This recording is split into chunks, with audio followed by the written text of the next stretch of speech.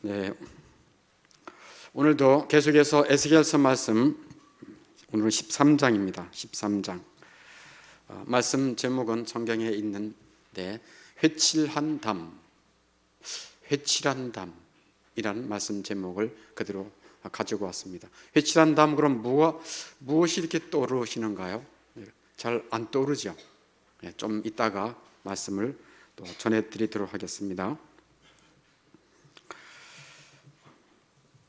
이 시대에, 이 어두운 시대에, 즉 이스라엘 백성들이 포로로 끌려가고 나라는 망하는 그런 어두운 시대에 하나님은 그럼에도 불구하고 말씀하십니다. 말씀이 있다는 얘기는 소망이 있다는 증거입니다. 말씀이 희귀하다, 말씀이 없다라고 하는 것은 더 이상 소망이 없어요.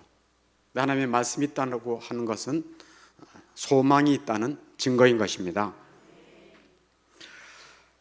이 시대에, 이 에스겔 선지자의 시대에 하나님께 가장 불경스러운 일이 무엇이었을까?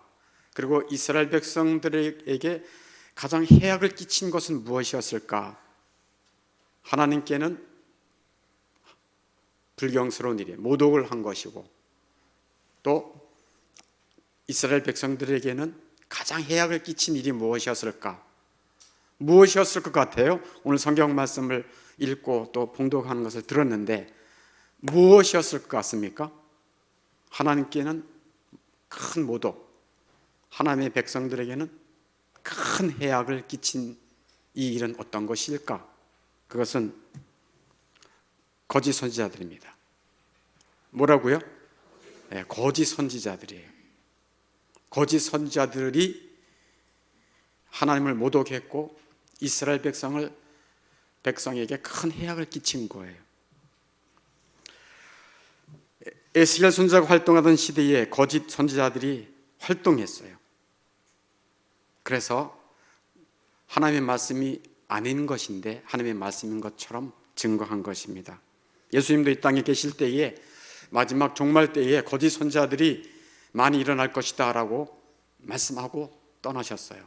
마태복음 24장 11절에 예수님이 이렇게 말씀합니다. 예삐 너희들이 가로놓게 해보세요. 거짓 선지자가 많이 일어나겠다.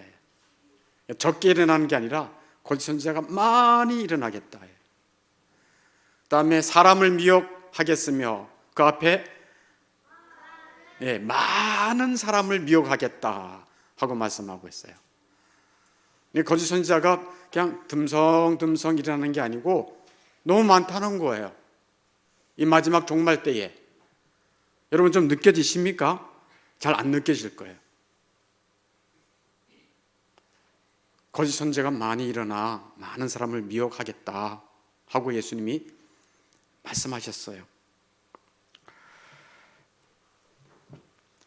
거짓 선지자 그러면 우리는 탁 생각하기에 이단 저것들 이렇게 생각할 수 있어요.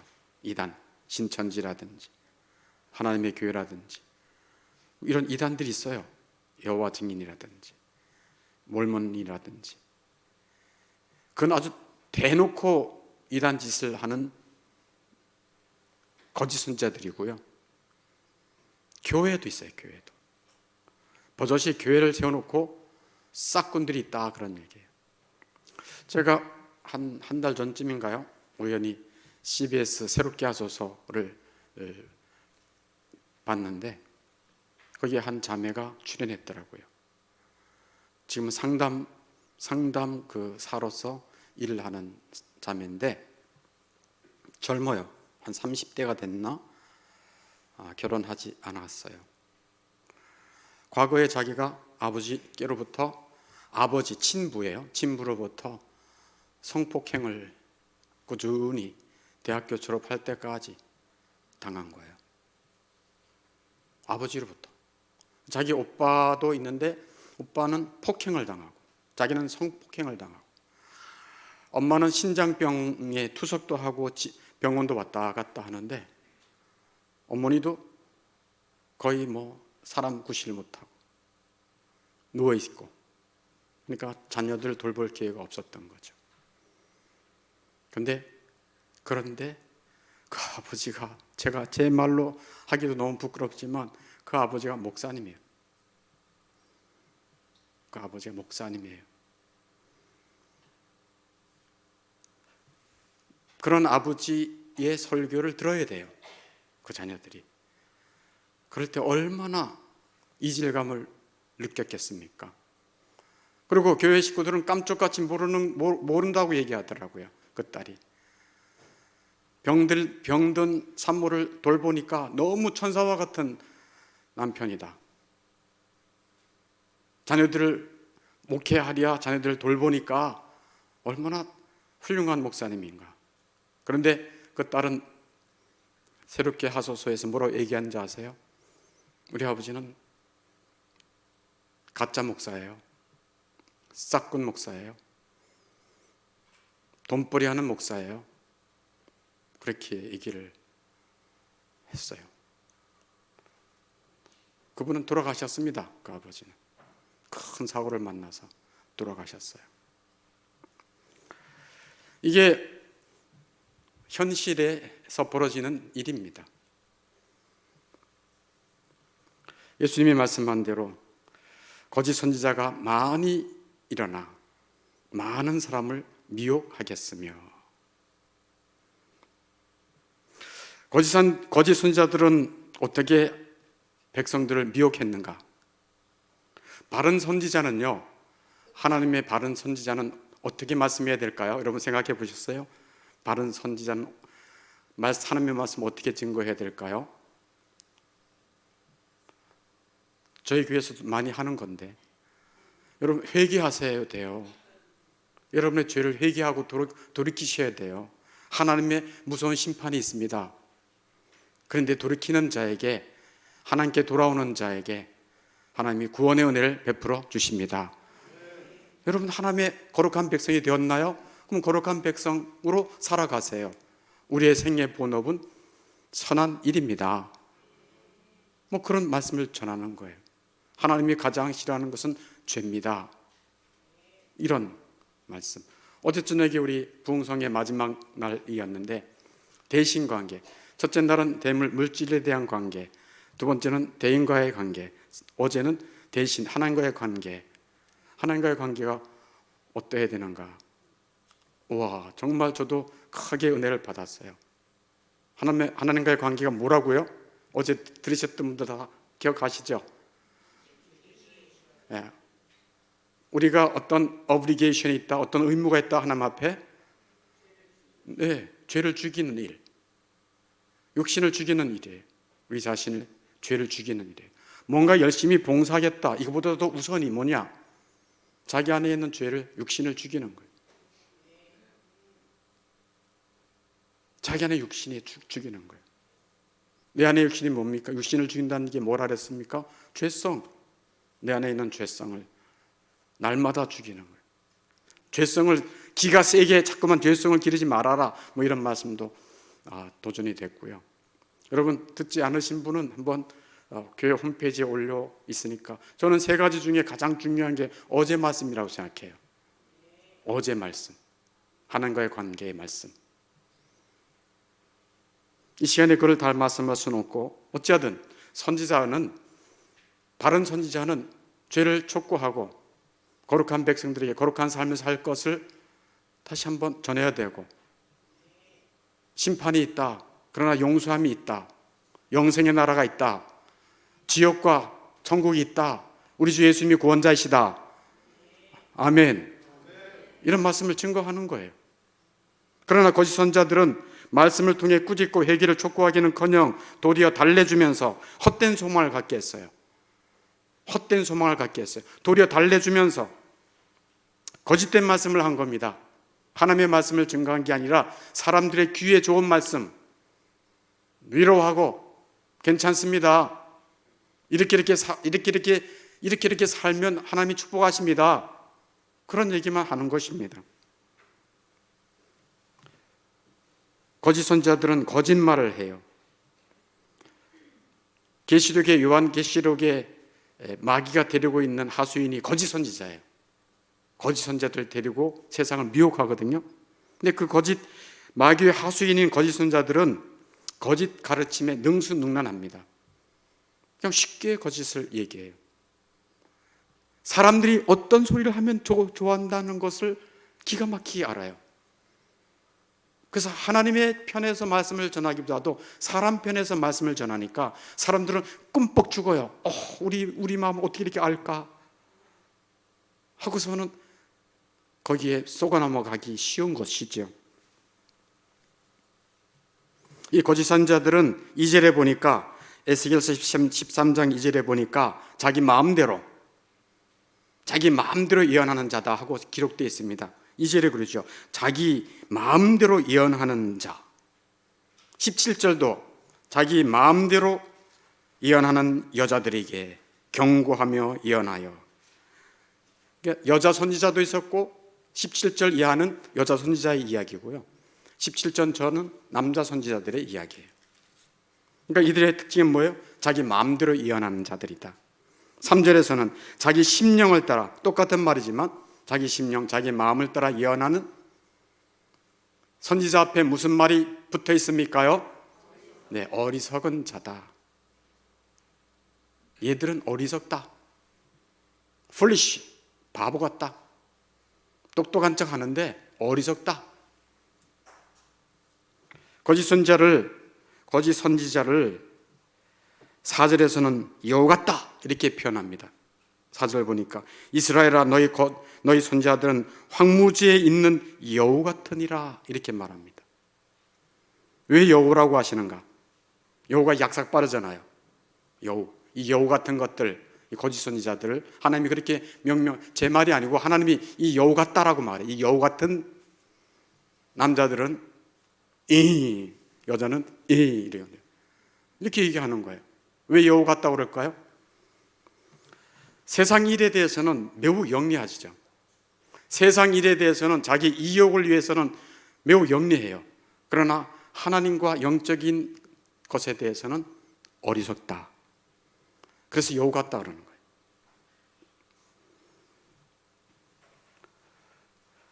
거예요. 5절 말씀 같이 한번 읽어볼까요? 5절 말씀 앞에 떴습니다. 시작. 너희 선지자들이 성 무너진 곳에 올라가지도 아니하였으며 이스라엘 족속을 위하여 여호와의 날에 전쟁에서 견디게 하려고 성벽을 수축하지도 아니하였느니라. 아멘. 야, 너희들 거짓 선지자 너희들은 성 무너진 곳에 올라가 보지도 않았어.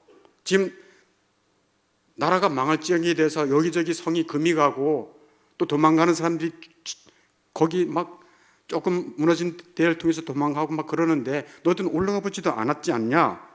성이 금이 가고 무너져 가는 것을 보면서 하나님의 심판이 가까웠다는 걸 좀 봐야 되지 않니? 그런 것도 보지도 않으면서 하나님의 심판에 대해서 경고하지도 않아? 이 어리석은 것들아 하고 말씀하는 거예요. 우리가 하나님의 분노를 불질렀습니다. 그러므로 우리가 회개하고 하나님 앞에 돌아오면 살 수 있습니다 라고 너희들이 회개를 외쳤어야 되지 않느냐? 이 여우 같은 것들아, 너희의 입 속에는 발빠르고 세상 이치는 정확한데 왜 하나님과 하나님의 뜻에 대해서는 이렇게 어리석으냐? 하고 말씀하는 거예요. 사실 우리들 속에서도 여우 같은 사람들이 있어요. 세상 이치와 자기 이익을 위해서는 셈이 빨라요, 계산이. 그러나 하나님과 하나님의 뜻에 대해서 하나님이 무엇을 기뻐하시는지, 내가 어떻게 살 때 하나님이 영광 받으시는지에 대해서는 모르는 어리석은 자들이 있다, 그런 얘기예요. 그런 자들을 하나님이 뭐라고 그러세요? 여우 같다 얘기하는 거예요.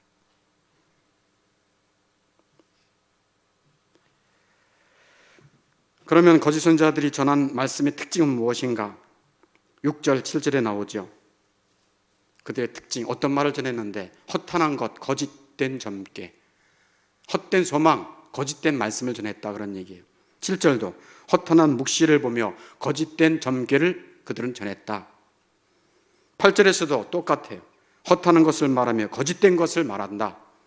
9절에서도 허탄한 묵시를 보며 거짓 것을 점쳤으니 하고 하나님이 말씀하고 있어요. 그러니까 헛된 소망을 사람들에게 준 것이다. 그리고 거짓된 말을 한 것이다. 너도 어떻게 그렇게 거짓말을 하냐? 거짓 선지자들에 대해서 말하는 거예요. 너희들은 백성들이 그 죄에서 회개하고 돌이키도록 말씀을 전해야 했어. 죄악된 삶을 고치고 거룩한 행실로 살도록 하나님의 말씀을 전해야 됐어. 그런데 너희들은 그렇게 경고하지 않았어. 내가 너희들 이렇게 살면 나라가 망할 거야 하고 분명한 심판을 경고했지만 너희들은 그 심판이 더디 올 것이야, 아니 안 올 수도 있어 하고 헛된 소망을 전했다. 하나님의 심판이 늦춰질 수도 있으니 평안하라고 거짓 평안을 정했구나. 그래서 백성들이 더 안일해지고 세상적으로 살도록 너희들이 했다라고 말씀하고 있는 중이에요. 어떻게 했다고요? 그리하여 백성들이 더욱 더 안일해진 거예요. 세상적으로 살도록 헛된 소망을 갖고 살도록 한 거예요. 이 땅의 교회들이 또 이 땅의 교회 다니는 사람들이 어떤 마음으로 다녀야 되겠습니까? 천국 소망, 네. 거룩한 삶, 천국 소망, 내세를 준비하고 그런 삶을 살도록 하나님은 원하십니다. 하나님은 이런 거짓 선지자들을 어떻게 하시겠습니까? 어떻게 한다고 말씀하고 있나요? 심판할 거다. 너희들 심판할 거야. 내가 너희들 다 심판할 거야. 9절에 보니까 그 선지자들이 허탄한 묵시를 보며 거짓 것을 점쳤으니 내 손이 그들을 치겠다. 내 백성의 공에 들어오지 못하게 할 것이야. 이스라엘 족속의 호적에도 기록되지 못하게 할 것이야. 이스라엘 땅에도 들어가지 못하게 하리니. 이 하나님의 엄중한 심판이에요. 내 거룩한 성회에 너희들은 다 아웃이야 말씀하는 거예요. 이스라엘 땅에도 들어오지, 발도 못 붙일 거야, 이런 얘기예요. 하나님의 이런 엄중한 말씀은 그대로 이루어집니다. 이 거짓 선지자들을 어떻게 하겠다고 말씀하시는가요? 너희들 멸망이야. 너희들은 거룩한 공예에 들어오지 못해. 이 말씀을 많이 해요. 3절에서도 어리석은 선지자에게 화가 있을진저, 3절에서도 8절에서도 내가 너희를 치리라. 주 여호와의 말씀이니라. 아멘. 13절에도 우리 예비더리니 한번 넣어보세요. 그러므로 나 주 여호와가 말하노라. 내가 뭐하며? 분노한다. 이 거짓 선지자들을 향해서 분노한다. 그래서 폭풍을 퍼붓을 거야. 그 다음에 내가 뭐하여? 진노하여 폭우를 내리겠다. 또 뭐하며? 분노하며. 그러니까 분노, 진노, 분노 세 번이나 강조해요. 얼마나 하나님이 마음속에 분노가 가득 찼으면. 하나님은 죄에 대하여 분노하십니다. 하나님은 그의 백성들을 사랑하시지만 죄에 대해서는 분노해요. 가장 우리가 두려워하고 가장 싫어해야 하고 가장 혐오해야 할 것이 뭐겠습니까? 죄예요. 죄예요. 죄는 모든 더러운 것, 모든 비참한 것, 모든 불행을 다 가져오는 것입니다. 그래서 죄에서 우리를 구원하시기 위해 하나님의 아들 예수님이 오신 것입니다. 그게 복음이에요. 분노, 진노, 분노 세 번이나 강조하고 있습니다. 13절에. 14절에도 회칠한 담을 내가 이렇게 허물어서 땅에서 넘어뜨리고 그 가운데서 망하게 하리라. 그러니까 무엇을 심판을 예고하고 계신가 하면 거짓 선지자들을 예고하고 있어요. 심판하겠다. 그리고 거짓 선지자들을 따랐던 사람들도 심판하겠다. 두 개 다입니다. 두 개 다예요. 15절에 그러죠. 내가 내 노를 하고 말합니다. 15절에 에스겔서 13장 15절에 이건 앞에 띄지 않았습니다. 이와 같이 내가 내 노를, 내 분노를 담과 회칠한 자에게 모두 이루겠다. 이 담은 회칠한 담을 말해요. 거짓 선지자의 말을 듣고 귀담아 듣고 거기에 따랐던 사람들, 그리고 회칠한 자, 회를 취한 자를 다 내가 담도 없어지고 칠한 자들도 없어졌다 하리니. 그럼 회칠한 담이 무엇이었는가? 회칠한 담, 이제 나왔습니다. 오늘 말씀 제목이 뭐라고요? 회칠한 담이에요. 회칠한 담이 무엇을 의미하는가? 회칠한 담은 쉽습니다. 그냥 넘어지기 쉬운 담이에요.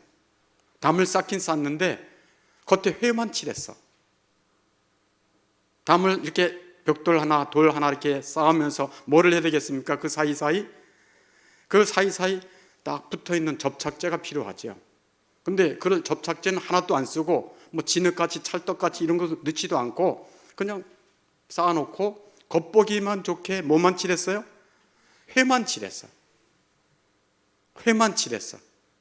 그러니 큰 폭우만 와도 넘어지는 거예요. 살짝만 건드려도 넘어지기 쉬운 담. 이게 회칠한 담이에요. 그러니까 거짓 선지자가 백성들에게 그들의 귀를 가리는 거예요. 거짓 헛된 소망을 준 거예요. 평안한 소망을 준 거예요. 바람이 훅 불면 무너지기 십상인 담이 회칠한 담이다. 누가 툭 건드려도 무너지는 담이다. 그러니까 거짓 선지자들은 사람들의 귀에 듣기 좋은 말만 한 것입니다. 평안이 없는데 평안이 있다. 거짓말한 것입니다. 묵시를 보았다. 하나님의 말씀이다. 이거는 하고 말하는 거예요. 16절에 그러죠. 16절 이들은 예루살렘에 대하여 예언하기를 평강이 없으나 평강의 묵시를 보았다 하는 이스라엘의 선지자들이니라. 거짓 선지자라고 말하고 있는 것입니다. 그러니까 거짓 선지자의 말은 아무 근거가 없습니다. 아무 근거도 없어요. 하나님의 말씀이 아니야. 그러면 어디에서 나온 말을 하는 거예요? 아까 2절과 17절에 말씀했잖아요. 자기 마음대로. 자기 마음대로. 근데 사람의 마음속에는 악하고 부패한 것만 있는데 얼마나 가증스러운 것이 나오겠습니까? 근데 사람들은 또 그런 소리를 좋아해요.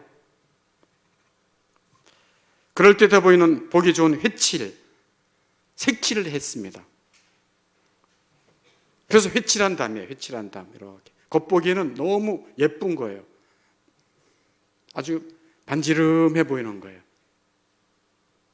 괜히 튼튼해 보이기도 해. 왜? 회칠했으니까. 그러나 실상은 툭 하면 넘어지는 거예요. 바람만 불어도 넘어지는 담. 그 말씀이 아무리 은혜롭게 들리고 그럴듯해 보이는 것이라 할지라도 성경이라고 하는 하나님의 말씀이라고 하는 접착제에 단단하게 붙어있지 않는 말씀은 회칠한 담과 같은 것입니다. 아멘.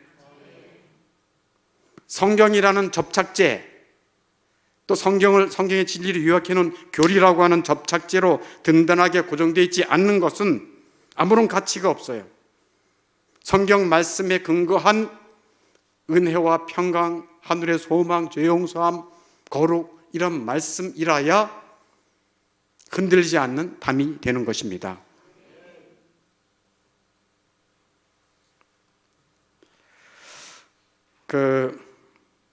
우리 남자 구역장들은 이제 다음 주 1월 18일 주일 저녁부터 이제 격주별로 이렇게 웨스트민스터 신앙 고백서를 가지고 같이 이렇게 성경 연구를 같이 하는데요. 이 웨스트민스터 신앙 고백을 만든 사람 중에 또 웨스트민스터 신앙 고백 소교리문답, 대요리문답을 작성할 때 참여했던 분 중에 한 사람이 토마스 왓슨이라는 목사님이에요. 이 토마스 왓슨 목사님이 이런 말을 했습니다. 한번 우리 예배드니 한번 가로놓게 해봐요. 교리는 뭐를 놓는 작업이다? 네, 기초. 와, 우리 예비도리니들은 기초를 잘 놓고 있어요. 네.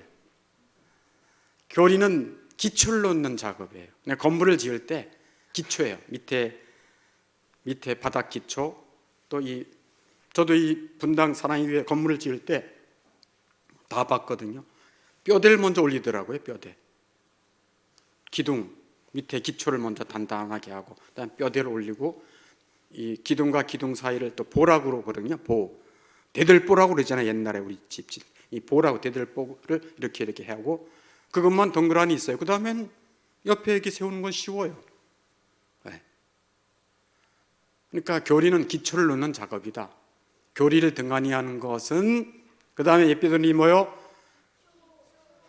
기초 없는 건물을 짓는 행위다는 거예요. 기초 없는 건물을 짓는 행위다. 예를 들어서 우리가 이 건물이 기둥도 없고 밑에 기초는 아무것도 없어. 그냥 땅 위에다가 그냥 뭔가를 지었어. 그리고 그냥 벽돌로만 4층을 건물을 지었어. 쉽게 무너진다는 얘기입니다. 하나님의 백성들은 하나님의 성전, 즉 하나님의 집을 짓는 사람들입니다. 우리가 하나님의 집이에요. 너희들이 하나님의 성전이라 그랬으니까. 근데 하나님이 집을 지을 때 어떻게 짓습니까? 성경 말씀이라고 하는 접착제, 그다음에 성경의 요약본이 교리예요. 교리라 그러는데 기묘한 진리, 성경 66권의 기묘한 진리를 교리 문답, 질문과 답의 형식으로 진리를 전해놓은 거예요. 이게 대요리문답, 소교리문답, 또 웨스트민스터 신앙 고백이에요. 굉장히 중요한 신앙 표준 문서예요. 근데 이것을 모르면 성경을 다 자기 나름대로 해석해 버려. 자기에게 주어진 대로 그냥 받아. 이 하나님의 말씀이 얼마나 중요한지 몰라, 이 신앙 고백서와 교리가. 그래서 토마스 와스는 교리는 기초를 놓는 작업이다. 교리를 등한히 하는 것은 기초 없는 건물을 짓는 행위다. 이렇게 말하고 있어요. 그리고 한마디 더 하고 있습니다. 한마디 또 중요한 거 한번 띄워보세요. 네, 성경은 우리가 믿어야 할 바, 그래 된다. 실천해야 할 바, 아젠다를 보여준다. 믿어야 할 바와 실천해야 할 바를 보여준다. 성경이 두 가지예요. 믿어야 할 바, 그래 된다. 그래서 제가 이걸 보면서 그래 된다. 그대로 된다. 네가 믿는 대로 된다. 그래 된다. 그래 된다. 여기서 이제 그래 된다에서 뭐 크리드, 크레도, 뭐 신조, 또 신뢰한다, 크레딧 뭐 이런 말이 다 나왔거든요. 무엇을 믿는가? 크리드, 신조라고 그러잖아요. 그래 된다. 믿어야 할 바. 성경을 통해서 하나님이 계시는구나. 믿는 것입니다. 하나님, 내가 죄인이구나. 완전 부패됐구나. 괜찮은 줄 알았는데 아니구나. 선한 것이 1도 없구나. 그럼 내가 어떻게 살 수 있지? 선한 것이 내가 없으니까 어떻게 살지? 예수님이 오실 때, 성령께서 우리 안에 오실 때 비로소 그 안에 선이 시작되는 것입니다. 그럼 얼마나 복된 인생이에요. 가만 내비두면 악만 행하고 살 텐데, 가만 내비두면 죄악만 행하여 살다가 하나님의 진노덩어리가 될 텐데, 마지막 지옥 심판은 어떻게 견딜 것이며, 이 험악한 세상에서 점점 망해가는 꼴을 본인이 어떻게 감당할 것이며, 이걸 다 성경에서 알려주는 거예요. 내가 죄인이구나. 믿어야 할 바 알려주는 거예요. 성령님이 계시는구나. 교회가 주의 나라를 위해서 하나님이 세우셨구나. 교회는 어떻게 섬겨야 되느냐, 교회 다니는 사람은 어떻게 말씀을 가까이 봐야 되느냐, 어떻게 진리의 말씀을, 가르침을 열심히 받아야 되느냐, 이런 것들을 다 알려주는 거예요. 자기 마음대로 신앙생활하는 게 아닙니다. 하나님은 성경에 교회 생활은 어떻게 해야 되는지, 직분자는 어떻게 살아야 되는지, 나이 든 사람은 어떻게 섬겨야 되는지, 젊은 자는 어떻게 해야 되는지 다 알려줘요. 그게 성경 말씀이에요. 그래 된다. 믿어야 할 바를 알려주는 거예요. 하나님이 우리들에게 믿음 주시길 바랍니다. 우리가 믿으려고 해서 되는 게 아닙니다. 믿음도 하나님이 주신 은혜입니다. 아젠다는 뭐 여러분 직장 생활할 때 다 아시죠? 아젠다 하면 우리 부서에 오늘 우리 부서에서 오늘 실행해야 할 아젠다, 중요한 아젠다가 뭘까? 그럼 처리해야 할 아젠다라고 말하잖아요. 어떤 의제, 이런 얘기를 아젠다라고 하는데, 16, 17세기 때는 이 아젠다가 실천해야 할 바, 실천해. 믿음으로만 아니라 그 믿음이 실행으로, 즉 행함 없는 믿음은 죽은 것이라 했던 것처럼 실천해야 할 바를 알려주는 거예요. 믿음이 있는 사람들은 이렇게 실천해야 된다, 아젠다, 이걸 보여주는 거예요. 그래서 성경은요, 믿는 자들에게 한번 저를 따라해 보세요. 성경은 만사에 유익하다. 뭐에 유익하다고요? 만사, 모든 일에 성경은 유익합니다. 만사의 만사, 모든 일, 영적인 일, 육신적인 일, 물질적인 일, 인간관계의 일, 대인관계, 모든 일에 만사에 유익합니다. 그게 성경이에요. 하나님이 성경을 주신 거예요. 최고의 복이에요. 그 성경의 접착제를 붙여서 회칠한 담이 아니라 단단한 담, 장소가 와도 흔들리지 않는 담, 견고한 하나님의 성전으로 하나님은 세워가기를 원하십니다. 그러니 성경을 어떻게 해야 되겠습니까? 사랑하고 연구하고 읽고 묵상해야 되겠죠. 하나님을 믿노라 하면서 성경을 안 봐. 그것은 마치 이와 같아요. 아기가 태어났는데 엄마 젖을 안 먹어. 개혁주의자들은 그래요.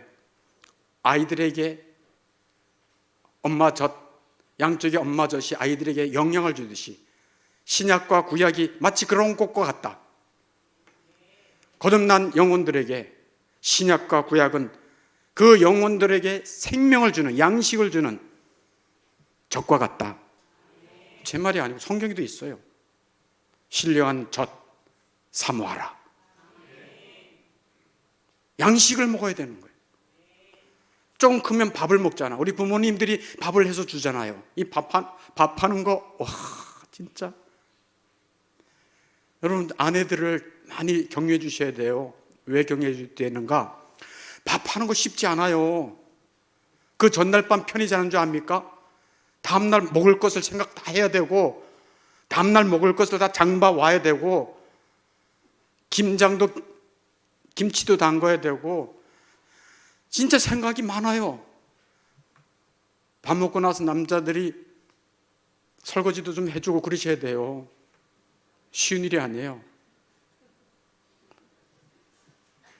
요즘은 변해서 남자들도 밥한다고 하는데 잘하는 일이에요. 잘하는 일이에요. 같이 해야죠. 네, 같이 해요. 저 같은 경우는 태어나 보니까 강원도 아주 골짝골짝 옛날 남자들은 저기 안방에 그냥 하고 앉아있어. 그러면 여성들이 다 상 가지고 이렇게 상을 가지고 와서 이렇게 먹는 그런 분위기 속에서 제가 결혼해가지고 부엌에 좀 이렇게 얼쩡얼쩡했더니 에이 남자가 왜 부엌에 근처에 와서 그러냐고 우리 어머니가 호통을 치더라고요. 옛날 사람, 제가 그렇게 옛날에 그런 문화 속에서 살았어요. 그래서 남자는 가까이 가면 안 되는가 보다 생각했는데 지금은 가까이 가고 있습니다. 네. 남자가 부엌에 가까이 갈수록 가정에 평화가 와요. 네.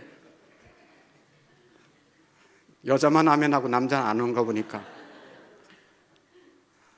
그러니까 성경은 우리 영혼의 양식이 되는 거예요.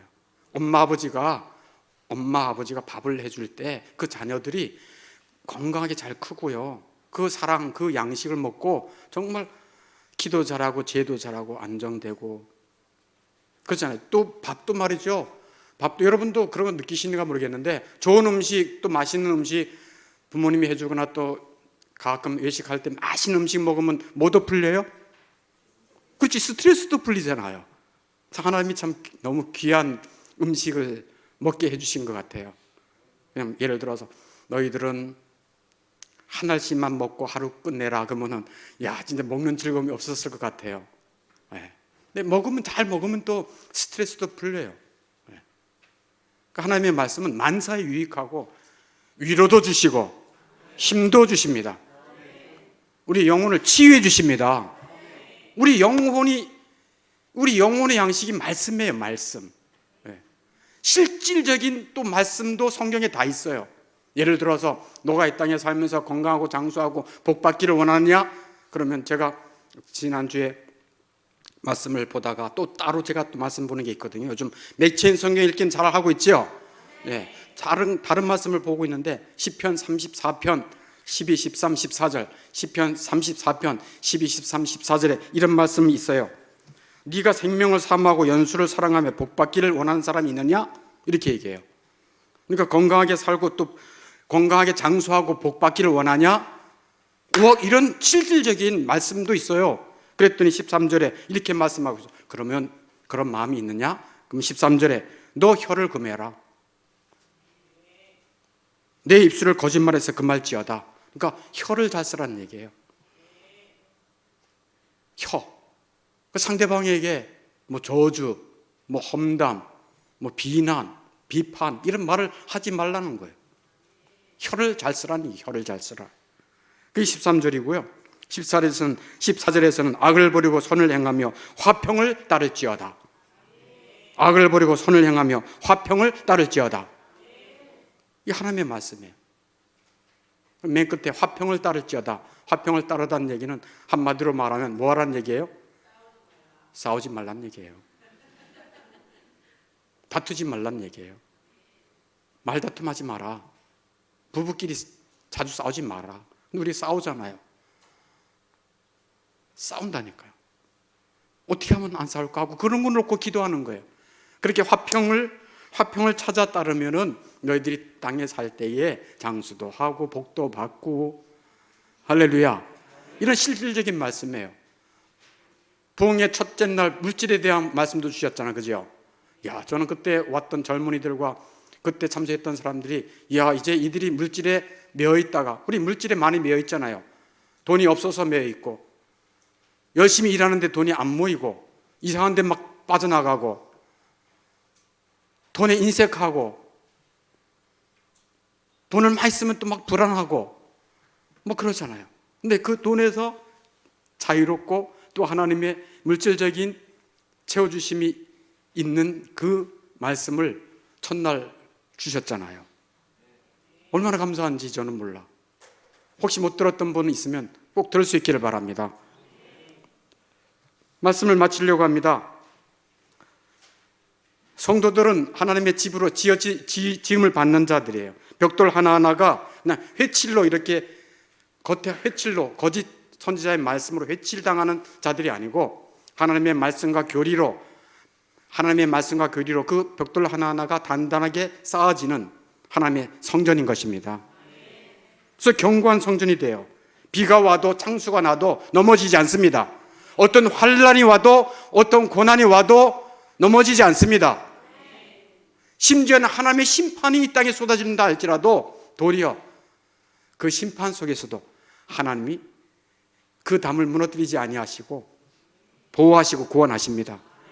그러므로 제가 말씀을 마치면서 두 가지 부탁을 하고 싶어요. 첫 번째 부탁하는 것, 첫 번째는 이 종을 위해서 말씀의 충만, 성령 충만을 위해서 기도해 주시기를 바랍니다. 아니 아버지 엄마와 같은 역할을 제가 하잖아요. 여러분의 아버지 역할, 또 엄마와 같은 역할. 왜? 말씀을 자꾸 먹이니까. 근데 아버지가 엄마가 밥을 잘 안 해줘. 그냥 아침에 밥만 떡 줘. 네가 알아서 먹어라 그래. 또 간장 하나만 딱 주고 밥만 하나 딱 줘. 어떻게 되겠습니까? 애들 비실비실 하죠. 병 걸리죠. 하나님의 말씀을 풍성하게 잘 차려주면 영혼이 힘을 얻습니다. 그래서 저를 위해서 기도해 달라는 거예요. 뭐 충만, 말씀 충만, 성령 충만. 아멘. 저도 사람인지라 성령 충만이 필요합니다. 하나님의 말씀이 충만이 필요합니다. 젖이 풍성해야, 내 가슴에 젖이 풍성해야 자손들에게 젖을 물려서 먹이지요. 제가 바짝 말랐는데 마음이 아무것도 없어. 밥 해줄 마음도 없어. 밥이 나올까요? 안 나오죠. 밥 안 해. 그럼 가족 다 굶어야 돼. 아침에 나 아파. 나 오늘 짜증나. 안 해. 당신 알아서 먹고 가. 가서 사 먹든지 말든지. 다음날 아침 나가지고 또 나 힘들어 간다. 정말 살기 귀찮아. 아유, 내가 맨날 지금 20년 밥만 했어. 당신이 좀 해먹어. 그러면 그 가정이 어떻게 되겠어요? 힘들죠. 넌 너무 즐겁게 룰루랄라고 아침에 나서 밥하는 사람이냐. 내 영혼이 은총 입어 싹싹싹싹.